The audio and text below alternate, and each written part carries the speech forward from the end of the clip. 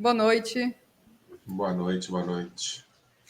Boa noite, Michel German, muito obrigado por atender o nosso convite, estar aqui conosco.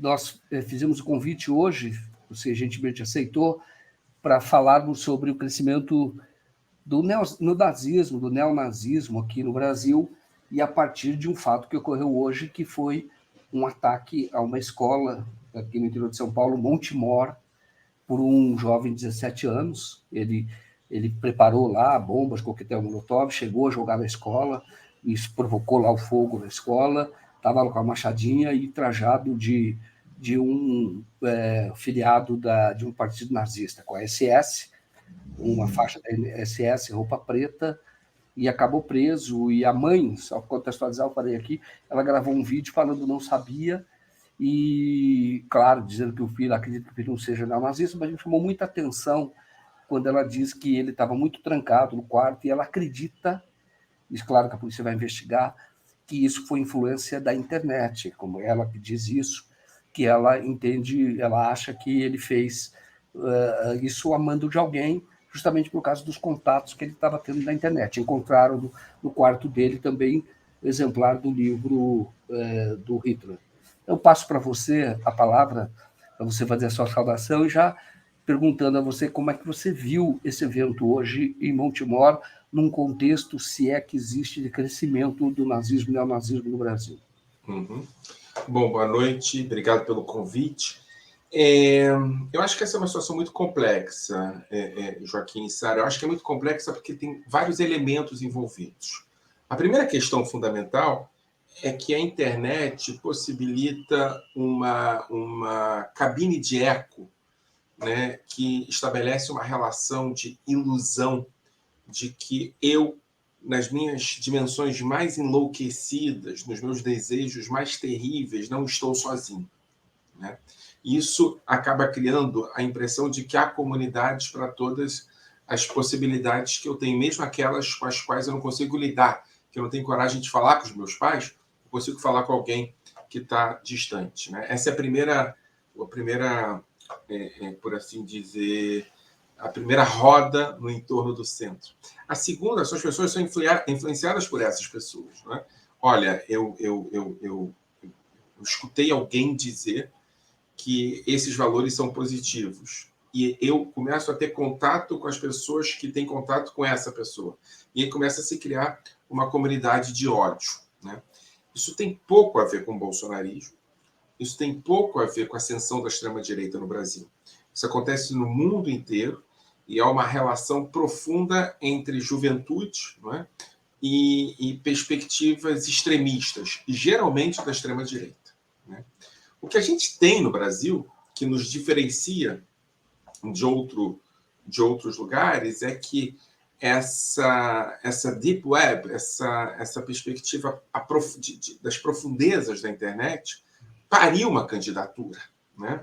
E pariu uma candidatura a partir dessas mesmas referências, né? Em algum sentido, o Bolsonaro é uma personagem dessa Deep Web. É uma personagem dessa Deep Web porque ele também estava sozinho. Ele também tinha práticas e crenças com as quais a gente não podia nem lidar, porque elas são tão terríveis que não fazem sentido algum no país democrático. Ele também articulava no entorno deles pessoas ressentidas, né?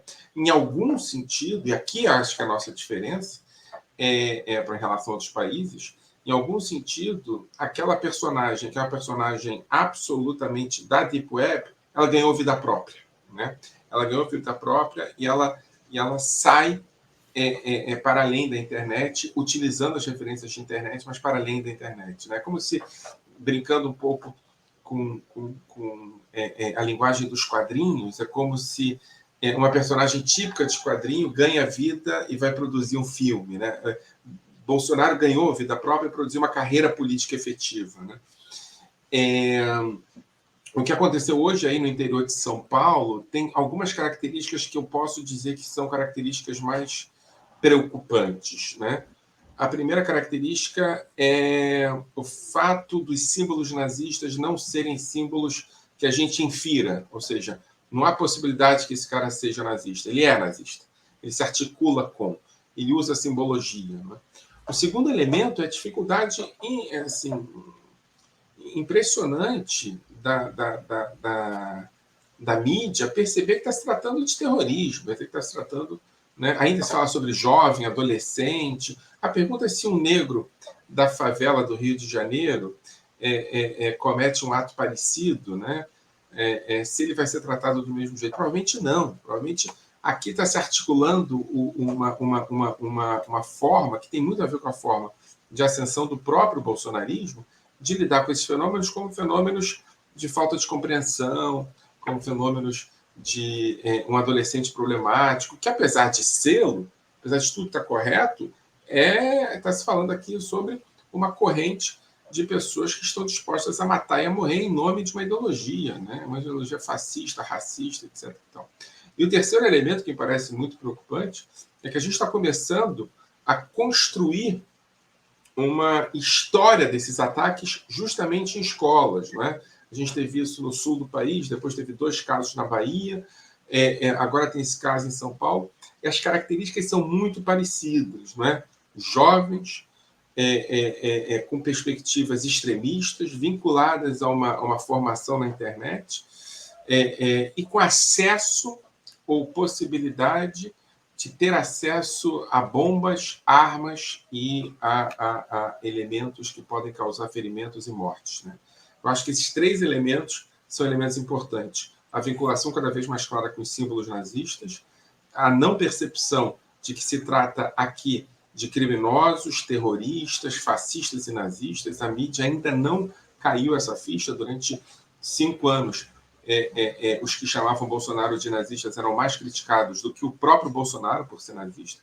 E o terceiro elemento é que já há construção de uma existência de ataques desse tipo. Ou seja, a gente pode, apesar de não estar percebendo isso, estar lidando com uma onda de terrorismo de extrema-direita no Brasil dentro das escolas. Né?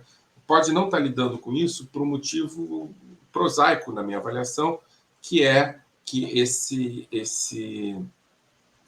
atentados estarem acontecendo em cidades pequenas e não em cidades grandes. Né? E, por fim, só, Joaquim, respondendo a sua pergunta de maneira bem objetiva, o Brasil, entre 2018 e 2021, foi o país onde houve mais crescimento de grupos neonazistas e do sentimento de antissemitismo no mundo. Não é? O Brasil está longe de ser o país com mais grupos antissemitas e neonazistas no mundo. Mas, em termos relativos, nenhum país teve crescimento tão grande, tanto da percepção de antissemitismo, quanto de neonazismo, quanto o Brasil teve. Tá certo. Bom, só fazendo uma correção, o dono do Clube 38 chama Tony Eduardo, que é bisneto de uma pessoa que fundou o partido nazista lá no Itajaí. Seria o fundador desse partido. E tem muita ligação com os filhos do Bolsonaro. Pergunta que eu faço agora é o seguinte. Primeiro, você disse aqui a respeito do Bolsonaro, só quero reafirmar. Pode-se considerar que Bolsonaro seja nazista efetivamente? Olha, e esse crescimento tem a ver, claro, com a ascensão do Bolsonaro, ou se o Bolsonaro é a consequência dessa ascensão? Olha, eu costumo dizer que a minha formação é de sociologia e história, né? E aí eu pego os documentos, as fontes, e um dos elementos fundamentais é escutar as fontes, né, Joaquim? A gente não pode julgar as fontes ou tentar entender que elas são tão difíceis de ser compreendidas que a gente muda as fontes. Se não é do meu agrado, eu mudo as fontes, né? Então, assim, eu costumo dizer que eu não acho que eu tenho que dizer que Bolsonaro é nazista. O Bolsonaro diz que é nazista o tempo todo. Né? O Bolsonaro diz que é nazista há pelo menos 15 anos. Né? O Bolsonaro elogia Hitler de maneira bastante costumaz dentro do Congresso Nacional. Pelo menos ele faz isso 2 vezes do púlpito do Congresso Nacional. Se a gente teve um deputado que elogiou Hitler no púlpito, foi Bolsonaro. Né? Bolsonaro se articula com simbologia nazista desde muito tempo. Bolsonaro teve apoio dos grupos, e aqui, efetivamente nazistas, né, dos carecas do ABC, a famosa manifestação em 2012 no vão central do MASP. Bolsonaro, depois de eleito, ele não recua, ele avança na utilização de símbolos nazistas, né? Bolsonaro, antes de ser eleito, na sua campanha, baseia a sua campanha em referências absolutamente claramente simbólicas do nazismo. A ideia do Brasil acima de tudo não é só uma referência ao fato de ele ter sido paraquedista, é sim aquela noção da ambivalência típica do nazismo, não é? Isso tudo. Bolsonaro, em 2012, numa apresentação numa televisão aberta, né, no programa do CQC, ele cita de maneira explícita um negacionista do Holocausto, David Irving, diz que o Holocausto não existiu, quer dizer, ele diz que o Holocausto existiu, mas foi produzido por doença, né? Enfim, Bolsonaro reage de maneira positiva quando alguém cita ao lado dele o fato do Hitler ter sido um bom ministro da educação. Claro, Hitler sequer foi ministro da educação. Ou seja, aqui, Joaquim, eu estou fazendo uma análise nos últimos 15 anos de questões absolutamente, estritamente ligadas ao nazismo. Eu não estou falando da negação da escravidão, por exemplo. Você pode dizer, olha, não pode acusar o cara de ser nazista. Eu estou falando de vínculos que são diretamente relacionados com a simbologia nazista, né?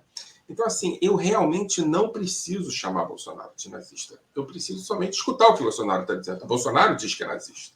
Quem sou eu para negar? Né? Agora, a sua segunda pergunta, eu acho que é muito importante. Né? É muito importante. Você tem aqui uma camada de extremistas, de intolerantes, de racistas, de antissemitas, de negacionistas, de conspiracionistas que não se articulam. Né? Essa camada ela estabelece um aumento a partir daquela coisa da câmara de retumbância que a internet é. Mas, mesmo assim, não é uma articulação.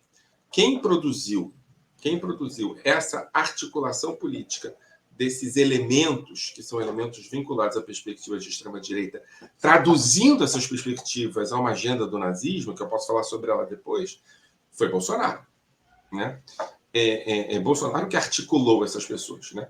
Bolsonaro fez isso com apoio ou com silenciamento de setores importantes da classe política, de uma certa direita liberal que percebeu que era importante apoiar um extremista de direita, apesar de ser um extremista de direita. A coisa que não é nova. Né? Em qualquer momento que a gente tem de ascensão da extrema-direita no mundo, a articulação dessa extrema-direita com grupos liberais, né, de direita moderada, é que possibilita a ascensão do nazismo. Ou seja, o nazismo nunca ascende por ser maioria. O nazismo sempre ascende porque ele é parte de uma articulação política produzida por ele, com a qual setores importantes da direita liberal fazem coro. Mas, para a tua resposta, de maneira muito clara, não haveria essa epidemia de ataques nazistas, essa epidemia de nazismo no Brasil, se não fossem os 4 anos de Bolsonaro. Na verdade, os 6 anos de Bolsonaro.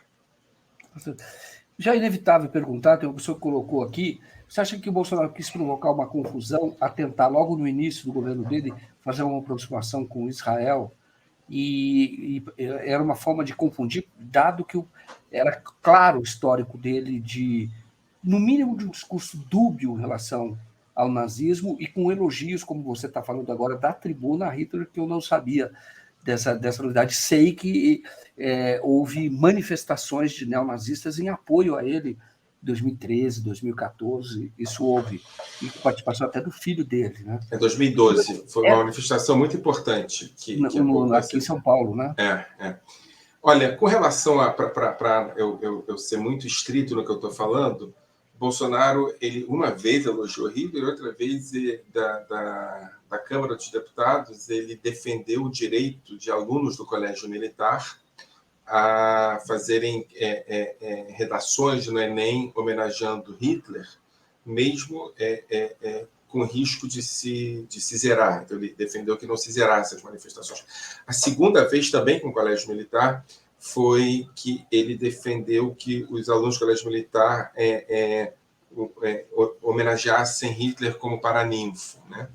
Diga-se de passagem, foi justamente no Colégio Militar do Rio de Janeiro que, no início do ano passado, houve o hasteamento de uma bandeira nazista.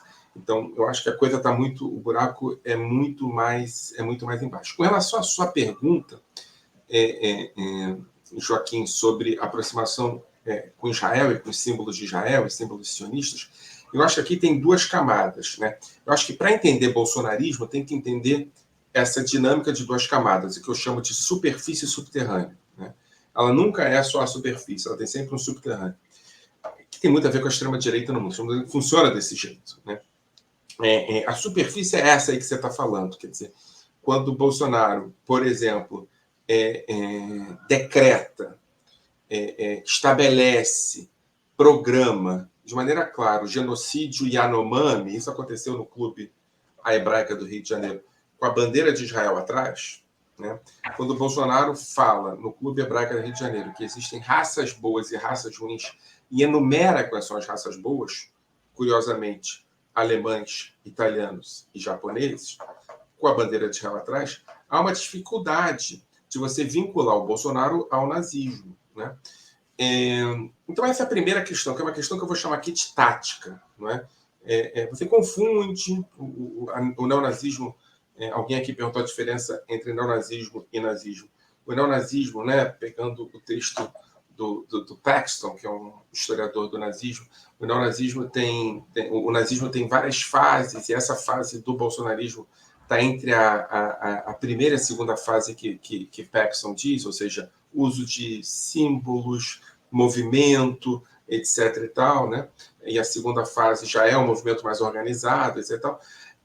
Mas ele faz isso tudo com a confusão. Afinal de contas, o neonazismo, diferente do nazismo, é um movimento que surge depois de conhecermos todos nós as consequências e os riscos do nazismo. Então, essa é uma das diferenças. A segunda diferença é que o neonazismo não necessariamente vai se constituir como poder. E se constituir como poder, não necessariamente vai produzir a sua agenda total, a sua agenda maximizada, né? Então, tem essa diferença fundamental. Agora, difícil você acusar um cara de neonazista quando a bandeira das maiores vítimas do nazismo está atrás dele. Então, essa é a primeira dimensão tática. Tá? Mas tem uma outra dimensão, que é uma dimensão estratégica, que Israel e os judeus produzem para a extrema-direita neonazista um elemento fundamental baseado em 4 pontos, que são os pontos que, por assim dizer, determinam esse vínculo com Israel e com os judeus. Não tem muita diferença entre Israel e os judeus também. Israel e os judeus é a mesma coisa para eles, né? O primeiro elemento é o elemento da branquitude. Os judeus são o símbolo mais forte do homem branco, né? Inclusive, são vítimas e são brancos, que acaba fazendo contraponto às vítimas negras, né? O segundo elemento é que o judeu é ultracapitalista, né? Ultracapitalista no sentido de ser forte o suficiente para não precisar do Estado. De novo, a dimensão da força. O judeu é forte o suficiente para não precisar do Estado. Então, ele pode ser capitalista sem ter nenhum problema. O terceiro elemento é a força da arma, né? O judeu, Israel, é um país caracterizado, na perspectiva da extrema-direita nazista, por ser forte, armado, lá todo mundo anda armado, é um símbolo importante, né? E o quarto elemento é o elemento do judeu como cristão, ou de Israel como país cristão, fundamentalista cristão, né? Claro que esses 4 elementos têm a ver com a percepção do judeu e de Israel, não com Israel e o judeu no sentido amplo da palavra, né? Mas ele utiliza o que eu chamo de judeu imaginário, né? Ou Israel imaginário. Não que esse judeu imaginário, Israel imaginário não existam. Eles existem, mas são parte da grande complexidade que é a identidade humana, né? No caso, a identidade de Israel. E eles sequestram essa perspectiva para produzir em cima dela uma identidade que é deles. E veja só, é uma identidade importante, uma identidade que hoje vincula a um passado metafísico, a um passado imaginado, né? Então, assim, apesar de você ter a primeira questão, que é a questão tática, essa extrema-direita neonazista, essa extrema-direita conhecida hoje por Bolsonaro, Trump e outros senhores das guerras, é uma extrema-direita que se define como verdadeiramente cristã justamente porque são quase judeus, né? O judeu imaginário, né? É claro que o maior inimigo dessa perspectiva do judeu imaginário é o judeu que é o contrário disso tudo, é o judeu que não é branco, que não é capitalista, que não é violento, que é contra a ocupação dos territórios palestinos, por exemplo, etc. Então, assim, de novo, tem a superfície e o subterrâneo nessa história. Tá certo. E aqui, quando fala do Rio Jordão, na verdade, o que o Bolsonaro estava tentando é conquistar o eleitorado evangélico ali, entendeu? Que era uma. Existem muitos evangélicos que vão a Israel e fazem lá a cerimônia de batismo. Então, na verdade, era uma tentativa ali de aproximação com o eleitorado evangélico. Aí a visita do Bolsonaro para Israel em 2016 foi uma visita muito importante. Foi a visita que lançou a candidatura dele, né? Lançou a candidatura dele, e você tem que entender a visita a partir dos seus vários elementos, né? A entrada no Rio Jordão é uma entrada importante. Bolsonaro se converte, entre aspas, né? Se converte, entre aspas, porque tem uma conversão quase imaginária ali, uma conversão quase de teatro, né? Inclusive em termos formais, é uma conversão que não é conversão. Então ali tem um diálogo com os evangélicos, né? Bolsonaro vai ao Museu do Holocausto em Jerusalém. E aí, quando ele vai ao Museu do Holocausto em Jerusalém, ele vai por dois motivos. Primeiro, para se afirmar como não nazista, de novo a superfície, e o subterrâneo, para afirmar que o nazismo é de esquerda, que é uma espécie muito... Ele fala sobre isso na saída do museu. É uma espécie muito sofisticada de negacionismo do Holocausto. Exato. E tem se você quiser, eu posso falar sobre cada detalhe que acontece ali. E é um aceno a cada grupo, né? Quando ele vai visitar o exército, tem uma cena a cada grupo. Ele volta de lá articulado com esses grupos de extrema-direita no Brasil. Muito interessante a sua colocação, porque como essa seria a questão tática, né? De tentar fazer essa desvinculação para, na verdade, chegar ao poder, e aí eu vou entrar num assunto que eu acho que você pode falar hoje, sinta-se à vontade se quiser falar ou não, detalhes, né? Que, na verdade, para, no governo, colocar em prática políticas nazistas, eugênicas. O que ele faz com o Yanomami é nazismo. Uhum. Essa política anti-indigenista. Aí eu te pergunto, o que você, só para fazer, o Michel German é professor da UFRJ, historiador formado em História, pós-graduado em Antropologia, né? E é estudioso do assunto. E sempre está pesquisando esse assunto, inclusive penso que orientando, né, alunos de pós-graduação nessa área. E eu pergunto para você se nas suas pesquisas você descobriu de fato, uma orientação à colocação em prática de uma política nazista. Sinais nós temos, aquele secretário da Cultura, que se encontrou com o Bolsonaro, depois foi lá, divulgou um vídeo em que é ali com toda a simbologia nazistas, nós já sabemos. Então, eu pergunto para você se você...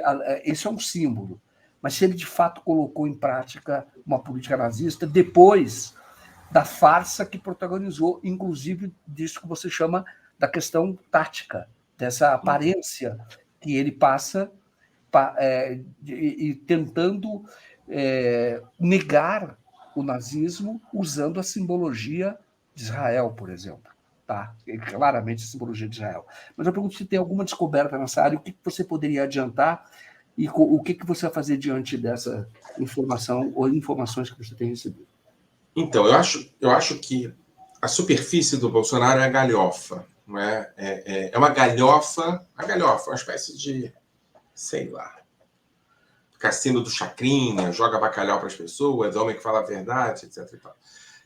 Além disso, tem outras referências, né? O vínculo que ele faz com políticos conservadores, com o exército, né, a dimensão da hierarquia, da justiça, não sei o quê, da combate à corrupção, isso aqui está na superfície.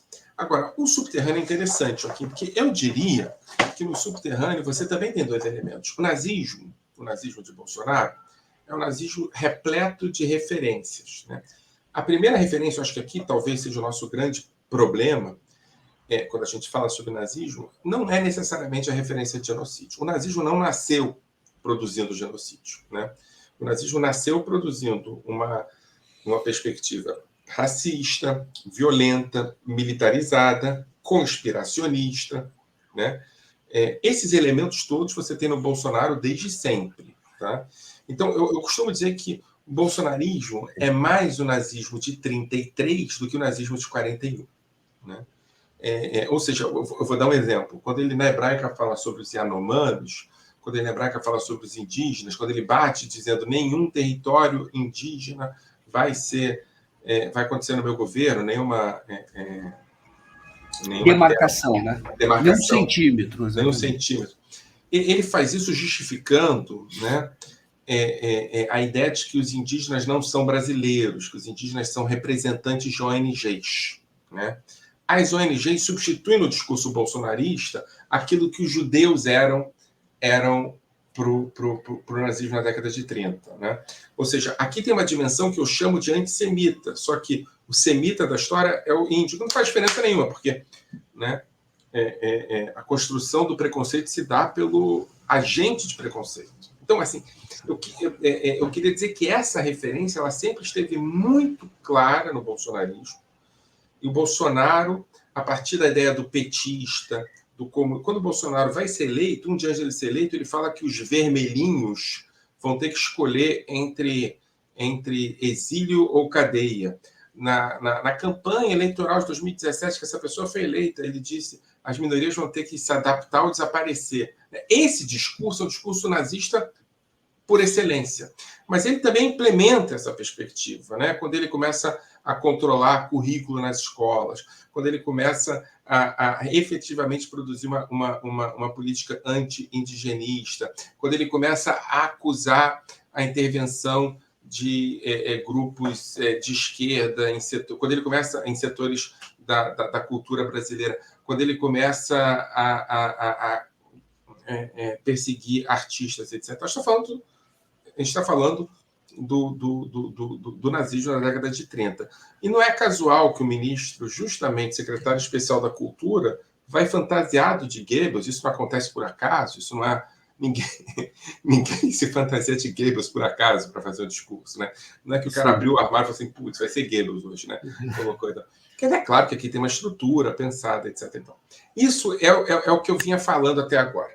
O que eu tenho descoberto nos últimos tempos é que há, tal qual o nazismo, há um vínculo cada vez maior de grupos específicos no bolsonarismo ao que eu vou chamar aqui de aceleração das perspectivas de limpeza. E aqui pode ser limpeza racial, limpeza étnica, limpeza política, mas limpeza, a ideia de que é o momento de limpar essa história toda, né? Isso acontece principalmente por conta do advento da pandemia. A pandemia serve no bolsonarismo, no coração do bolsonarismo, para que efetivamente esses elementos que não são claros comecem a surgir de maneira mais efetiva dentro dos seus apoiadores, ou seja, elementos de aceleração e de limpeza, né? A pandemia é uma invenção, na perspectiva deles. A pandemia é feita para controlar, na perspectiva deles, e aí a proibição de ir para as ruas, etc. e tal. Mas, ao mesmo tempo, a pandemia existe para limpar o mundo daqueles que perecem pela pandemia. O discurso do Bolsonaro, né, ele vai à televisão, a gente às vezes se esquece de que isso aconteceu, Joaquim, mas ele vai à televisão e diz o seguinte, olha, é uma gripezinha, isso não vai acontecer comigo, porque eu tenho um perfil de atleta e é isso, vão para a rua, né? Chega a falar sobre os idosos, né? Minha avó, minha mãe mesmo vai morrer, é isso mesmo, etc. e tal, mas as pessoas têm que ir para a rua. Agora, se você começa a perceber, nesse momento começa a haver uma aproximação de elementos com perspectiva muito, mas muito próxima de dimensões eugênicas, ou o que eu chamo de genocidárias, né? E o exercício eu proponho para você e para a sua audiência, você começar a perceber nomes, né, que surgem em volta do bolsonarismo, que são nomes que começam a estabelecer uma gramática de eugenia, né?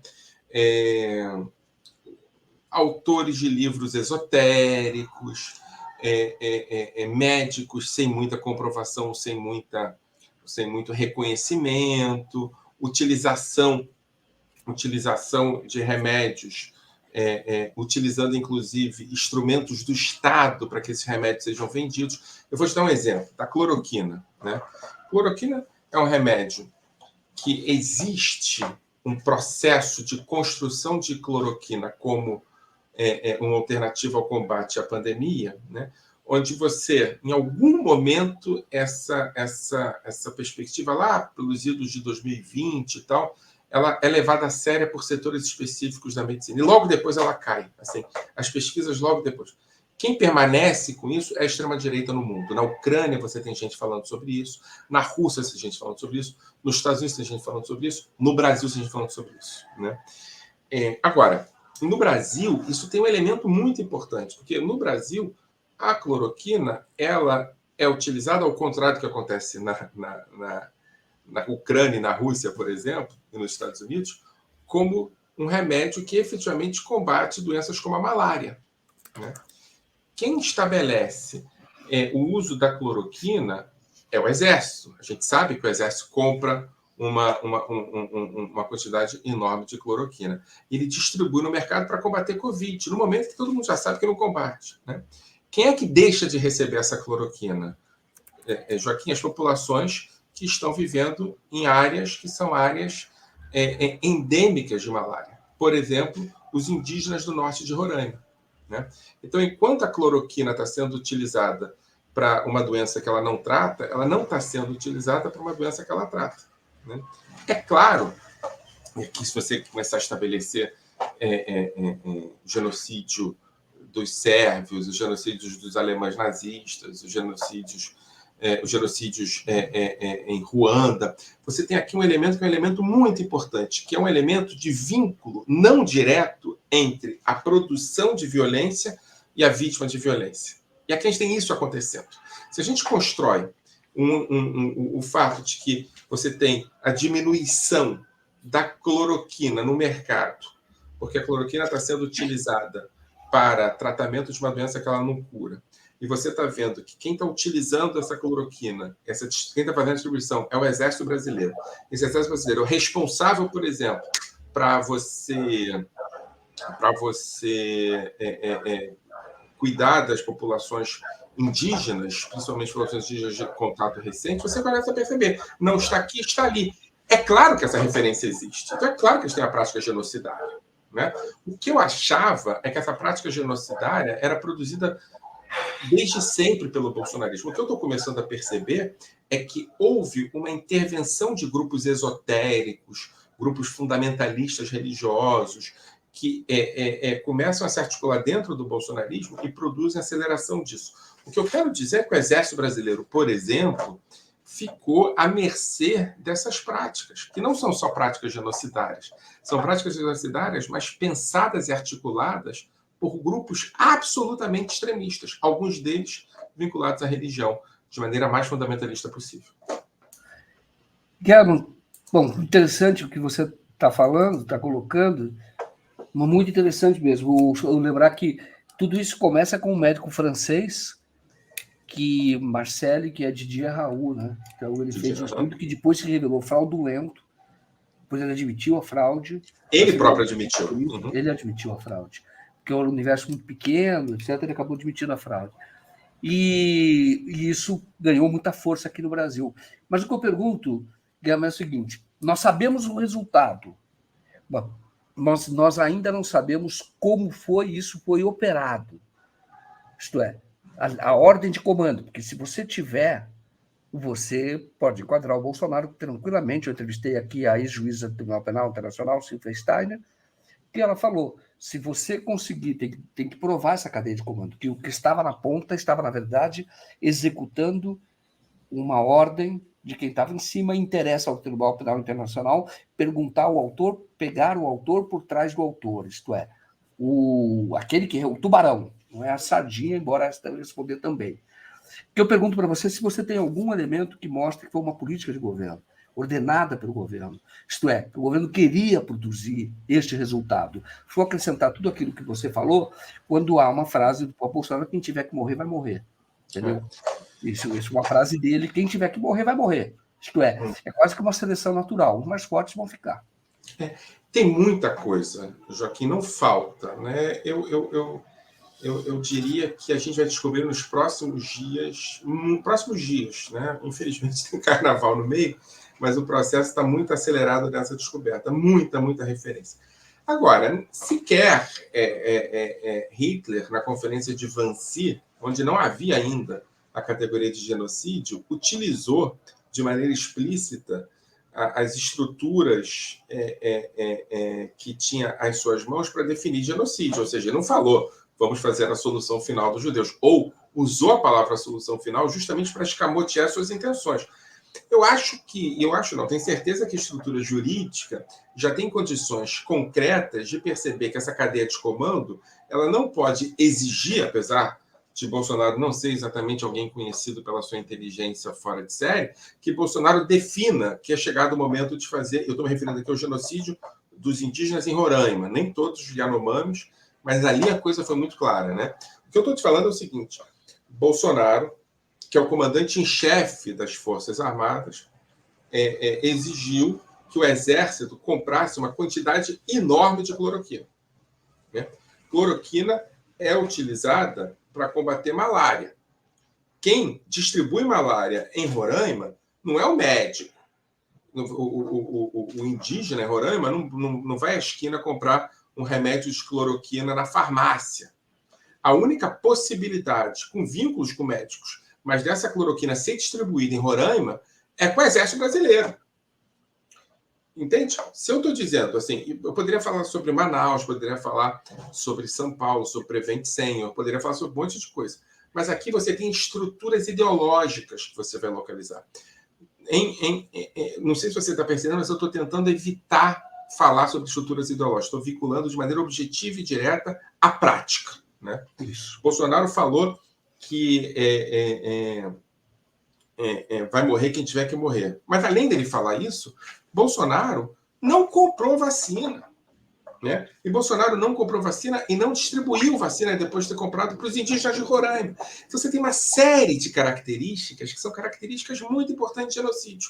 Exército comprando cloroquina para tratar Covid. Pragas numa situação que é uma situação terrível na vida dos indígenas, porque além da malária, olha só que coisa louca, além da malária endêmica, você tem uma situação ainda maior. Você tem a criação de lagos artificiais por conta da mineração que produzem a concentração de mosquitos, que são mosquitos transmissores de malária. Né? Então, assim, você não só não tem mais o remédio para tratar malária, como você tem a produção de malária mais do que estava lá. Então, imitou pessoas que faltam de ar, essas coisas. Então, assim, Bolsonaro, eu estou tentando evitar falar sobre questões ideológicas, porque as ideológicas não faltam. Mas estou dizendo assim, na prática, dizer que Bolsonaro produziu genocídio não precisa ter imaginação. É só você ver. Aqui tem cadeia. Compra, libera o minério e não vacina os indígenas. Não me parece que seja um exagero e sendo bastante pouco, bastante cuidadoso, bastante pouco ousado, eu digo que o que aconteceu em Roraima é absolutamente necessário que seja considerado genocídio. E é dos genocídios mais claros que a gente tem desde a década de 90 no mundo. No mundo. Guilherme, você é naturalmente um polo que atrai as informações. Então, várias fontes podem falar com você. Você tem fontes que disseram que isso teve, de fato, uma ordem, uma reunião, um encontro? Você tem fontes nessa direção? Você disse que acha que isso vai estourar nos próximos dias. Mas o que você poderia adiantar, claro, Eu sei o cuidado que você tem como acadêmico, como uma pessoa responsável, mas você pode falar das informações que você já recebeu e que podem estar eventualmente já sendo apuradas, né? Por exemplo, esse quebra-cabeça de assassinato deliberado de indígenas é um quebra-cabeça que está praticamente montado, né?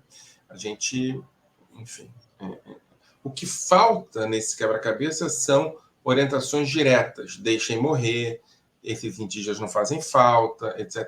Isso vai acontecer nos próximos dias. Eu recebo informação de todos os lugares e você tem muita gente, isso aconteceu também em outros genocídios, da segunda, da terceira cadeia de comando, que começam a entender o que fizeram. E essas pessoas começam a procurar pessoas para dizer, olha, é isso. Você há de se lembrar, Joaquim, que não sei se você acompanhou isso, mas no início do bolsonarismo, quando eu dizia que se tratava de nazismo, eu fui muito atacado, né? Muito atacado. E não sou mais atacado. Assim, as pessoas já estão assumindo que efetivamente aconteceu. Isso é um processo, né? E esse processo agora está chegando à fase de genocídio, ou seja, as pessoas estão entendendo que houve genocídio. O que aconteceu na Prevent Senior, e aqui eu não posso falar mais detalhes do que eu vou falar, você tem documentado que o que acontecia ali era a prática de experimentos, que são experimentos tratados como tal. Ou seja, você tem, por exemplo, uma determinação de prescrição de cloroquina, ao mesmo tempo que você tem aumento do óbito. Qual foi a ordem que se deu? Continua usando cloroquina. Né? Isso, enfim. É claro que houve depois, na época da CPI, o falseamento desses relatórios em nome da manutenção da impunidade. Mas isso está lá. Né?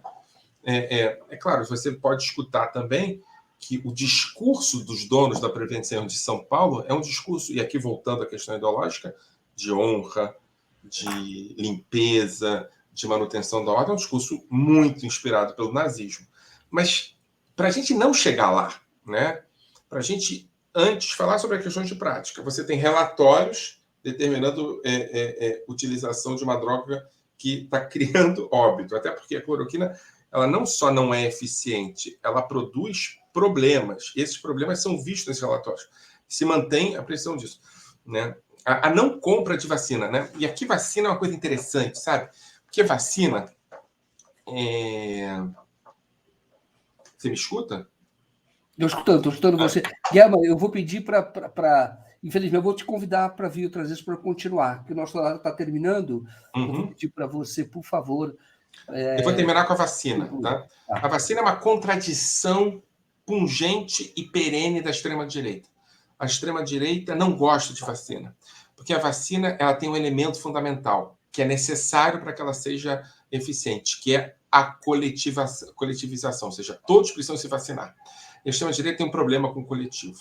Né? Então, a extrema-direita ela não utiliza a vacina em nome das drogas, que não são coletivas, que são de prescrição individual. Então, a mesma oposição à vacina é uma posição ideológica. E não só ideológica, ela não acredita na ciência. É ideológica porque ela não acredita em nenhum tipo de atuação no coletivo. E aqui a gente tem qual é o nome disso? Quando você evita que as pessoas se vacinem em nome de uma perspectiva ideológica. É muito interessante, como você disse, o nazismo do Bolsonaro lembra o nazismo da década de 33, né? Você está dizendo, e não em 41.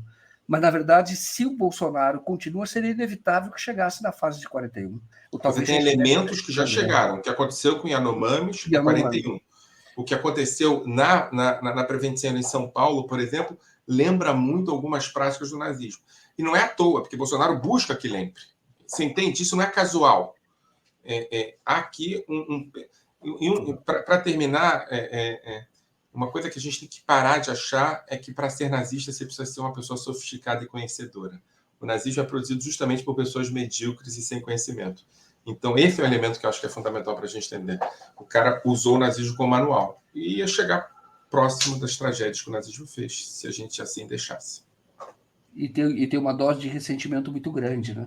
Não há possibilidade de entender o nazismo sem entender essa palavra. O ressentimento é fundamental para se entender o nazismo histórico e o neonazismo. E Bolsonaro é uma pústula de ressentimento. Muito bom. Bom, vamos lá.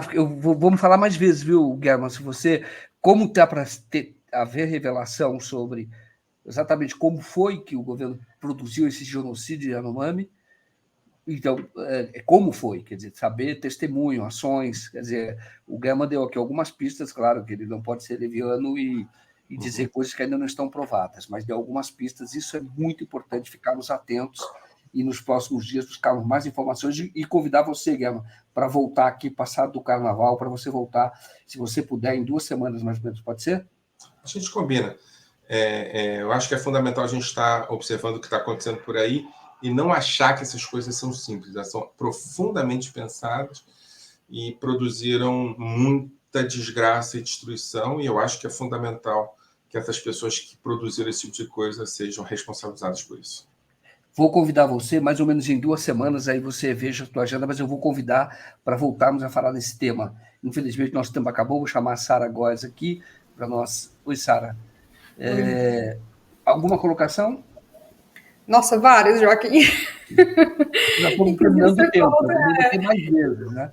Tem que vir mais vezes. Inclusive, você falou do carnaval, é uma coisa que é uma bronca que eles têm, né, professor? Uma bronca grande que eles têm com essa alegria coletiva, espontânea, popular. Carnaval é resistência contra o bolsonarismo. A gente tem que hoje comemorar o carnaval mais do que nunca, porque o carnaval é a coisa que mais raiva dá neles. Então, carnaval neles. Muito bom. Legal, Sara. Então, professor, muito obrigado por atender o nosso convite de estar aqui e vamos falar mais vezes. Muitíssimo obrigado a todos vocês. Boa noite, contem comigo. Boa noite a todos vocês. Até mais. Tchau, obrigada.